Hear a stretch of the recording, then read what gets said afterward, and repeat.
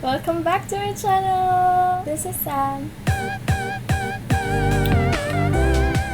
And since we got a lot of love from my previous vlog, we kinda had to shoot this second video a little too early than when I was actually planning to shoot it. I am so blessed to be hearing that you learned a lot from my first video, and I hope the second video helps you as well. So if you've been blessed by my first video and you remember someone who you think needs to hear what you have learned from there, I included a link down at the description box and you can share it to them and bless them today as well. I also want to take this opportunity to thank everyone who greeted me on my birthday!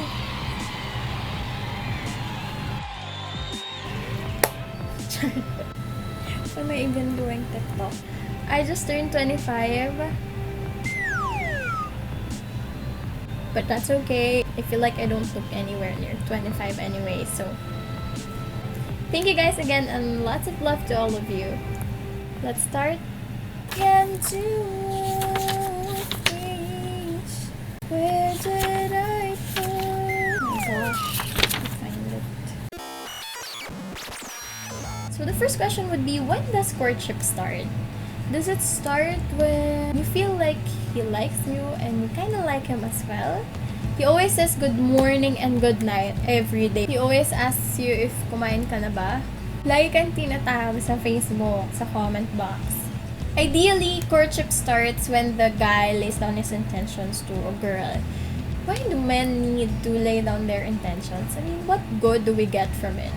I listed here 3 things that is shown when a guy lays down his intention to a woman. Number 1 is commitment. People have that innate selfish nature of trying to hold something for yourself.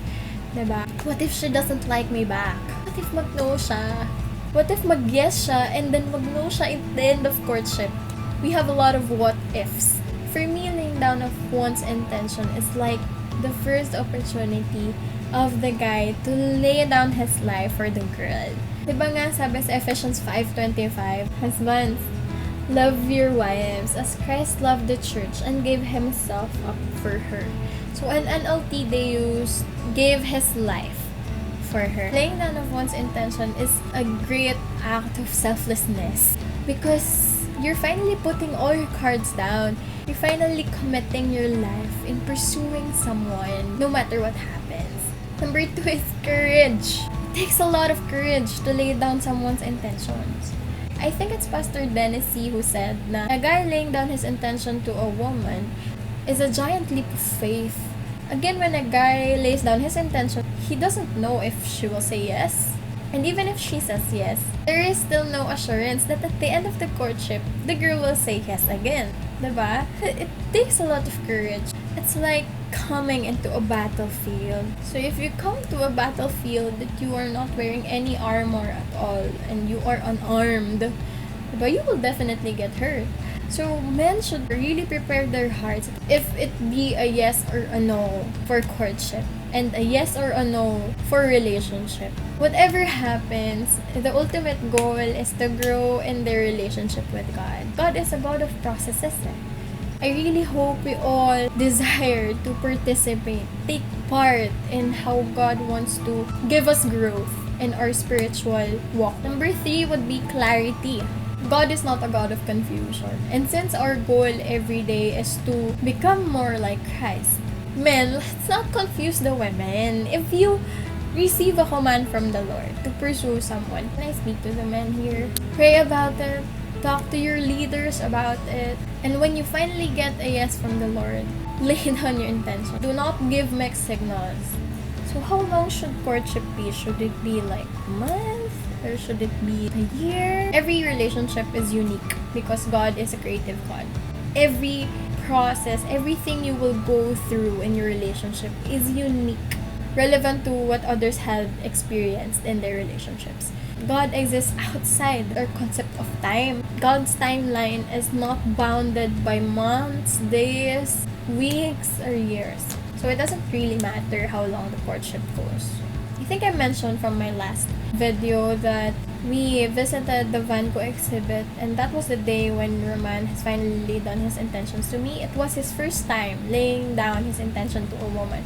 So we were having dinner, and the food came. He prayed for the food. Then he prayed for us. His prayer is kind of like this: Lord, I pray that you would be with us, that you would sit with us. And I hope that our feelings and our emotions will not rule over this conversation. Ganyan. So, love ko na. Kasi may feelings, may emotions. And then after that, he honored me. He described me as someone he has never met before, how he admired me when I'm with my family, how I work, how passionate I am with the things I love to do. Then he told me that he made the decision to love and pursue me for the rest of his life.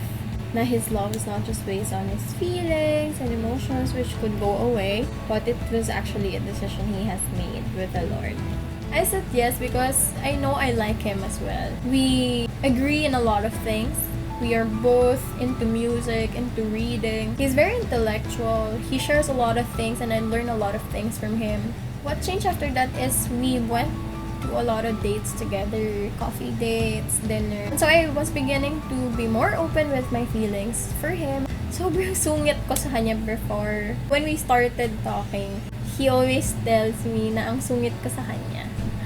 And I do not respond well when he compliments me, when he comments me. I'm very guards up, ganun. So I made sure that he meets my parents first.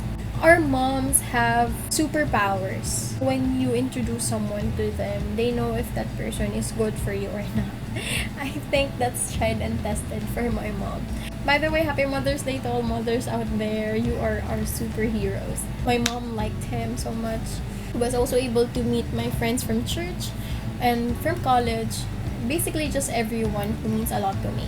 How did he ask me to be his girlfriend? I remember that we were at the living room downstairs. We were just talking that time and he was asking me about my dream wedding. I was telling him that I wanted to be a garden wedding. Then he told me, so tayo na.